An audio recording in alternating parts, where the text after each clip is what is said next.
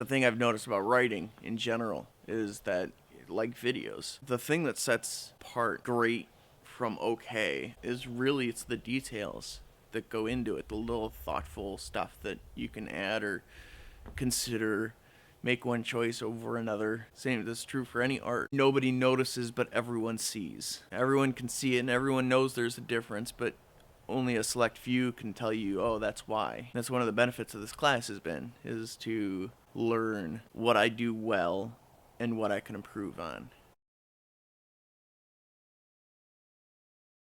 And for me, I was born and raised in a city. I don't mind stuff dying on my behalf. I like medium rare steaks, but I don't want to be the guy doing the killing. That's what I pay the butcher for. So when I sat down to actually write the thing, the focus would actually be the internal turmoil and this act of taking a life when you're not used to it, because truly that's where the conflict is. I mean, I'm sure the possum would disagree and say being shot was quite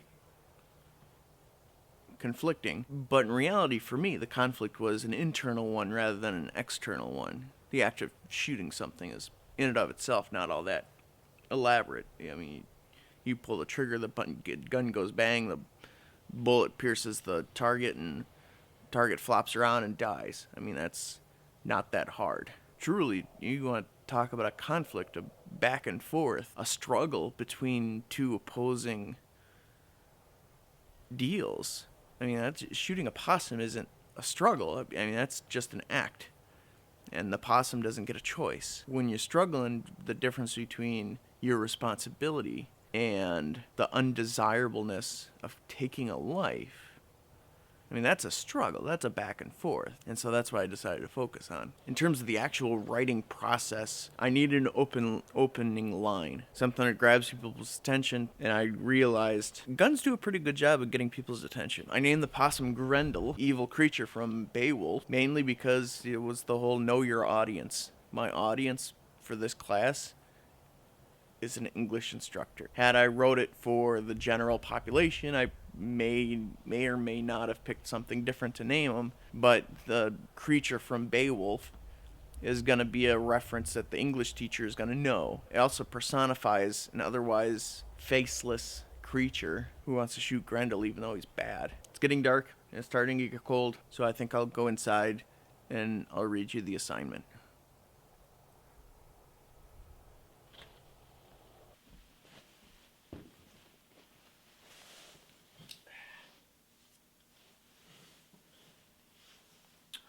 Grendel, a conflict.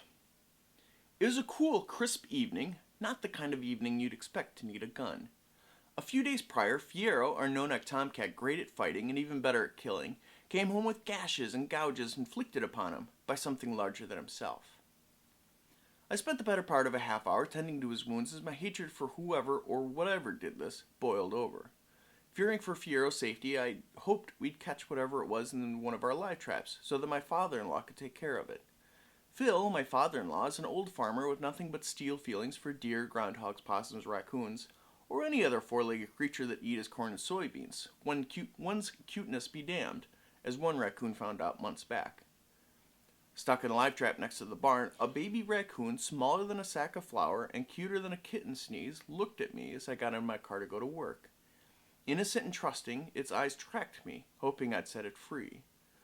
Figuring it was too adorable to be killed, I sent Phil a text message letting him know that it was there in hopes that he would find a good plot of land down the road for my new friend to call home.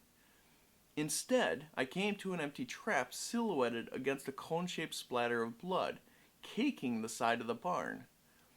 Wasn't quite sure if he used a grenade launcher to dispatch the world of such vile cuteness, but dispatched it was. That night, however, I would have to do the dirty work myself. My wife and I had just come home from a party, and in the back of our detached garage, I locked eyes with a large possum, without a doubt, the beast that had been attacking our barn cats. It was large enough and ugly enough to have earned the name Grendel. I rushed into the house, grabbing my 1860 Henry rifle as well as a sidearm, and loaded them both as I walked back outside. Not wanting to find out what our landlord would have to say should I miss Grendel and poke a hole in his garage, I parked myself 50 feet or so to the side of the only opening and waited.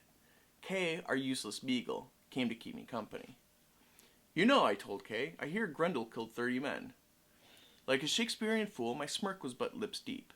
Unlike Phil, animals have won a corner of my heart. Sympathy, empathy, feelings all around swell up every time I see roadkill with a collar. Unlike people, animals do what they do because they're made to do it. They don't know any better, nor do they have hope introspection brings to change their life. Not only do I not want to kill poor Grendel, I loathe the feelings that come with being executioner." Just then, Grendel came out of the garage. As he licked from a pool of water, I silenced my conscience with a ringing recoil of a .45 long Colt. Grendel thrashed about, almost as violently as the emotions raged inside me. "I'm sorry," I explained. "You simply won't leave the cats alone, and I don't know how to tell you that."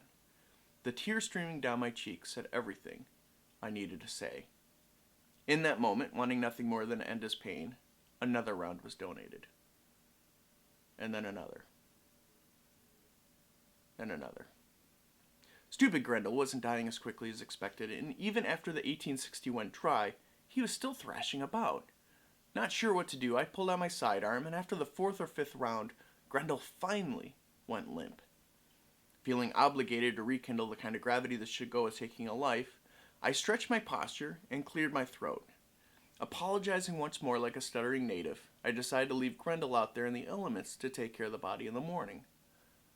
Unfortunately, at some point over the course of the moon's watch, it began to rain and eventually freeze. Adding to the stress of an already strained conscience, an ice picker was used to hack Grendel into pieces. On the bright side, I was able to convince my wife to buy a useful dog.